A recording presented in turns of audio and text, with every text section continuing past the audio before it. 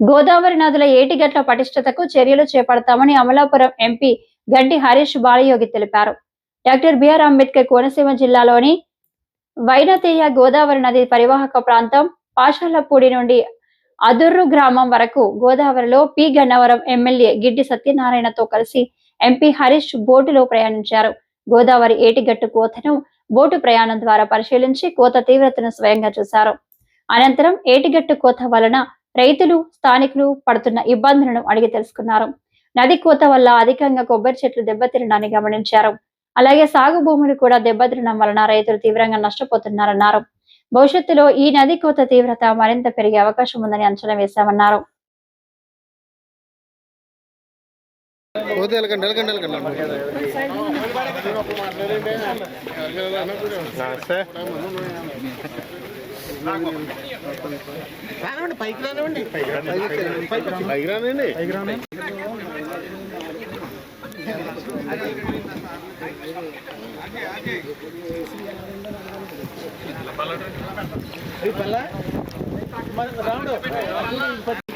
పెట్టలేదు, పెట్టి రాలేదా లేకపోతే అసలు పెట్టారా ఎప్పుడన్నా?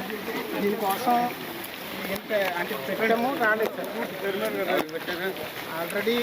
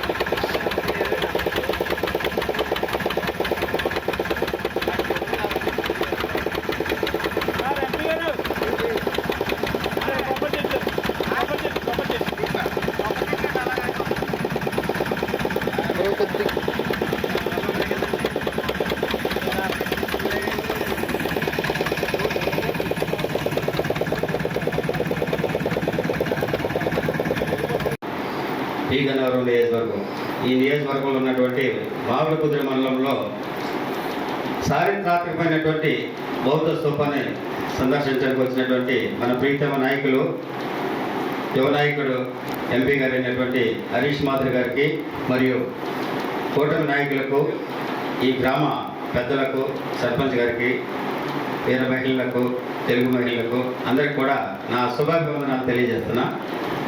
ఇది చారిత్రకమైనటువంటి విషయం. దీన్ని బుద్ధ వ్యవహారాన్ని ఎందుకని అంటారంటే, బుద్ధుడు తను ఏదైతే ఆశించాడో, తను ఏదైతే చూశాడో, తను ఏదైతే చేశాడో దాన్ని ప్రజలకి తెలియజేసినటువంటి విషయం. తను స్వయంగా అనుభవించి ప్రజలకు చెప్పేటటువంటిది బుద్ధుడు చెప్పేటటువంటి విషయం. అంచేత ధర్మం శరణం గచ్చామి, బుద్ధం శరణం గచ్చామి, సంఘం శరణం గచ్చామి. ధర్మాన్ని శరణం చొచ్చమంటున్నారు, అదేవిధంగా సంఘాన్ని శరణం చొచ్చు. సంఘాన్ని ఎందుకని శరణం చొచ్చాలంటే, సంఘంలో ఉన్నటువంటి పెద్దలు 10 మంది కూడా మంచిగా చెప్తారు.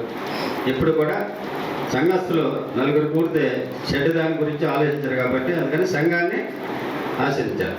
అయితే ఇంట్లో తల్లిదండ్రులు కూడా పిల్లలకి అబద్ధం ఆడమని కానీ, దొంగతనం చేయమని కానీ, లేకపోతే ఇతరులని మన మాటల వల్ల ఇతరులను బాధ పెట్టమని కానీ ఎవరూ చెప్పరు.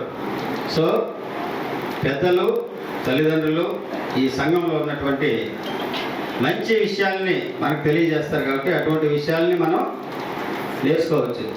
సో ఇది చాలా చారిత్రాత్మకమైనటువంటి ప్రదేశం.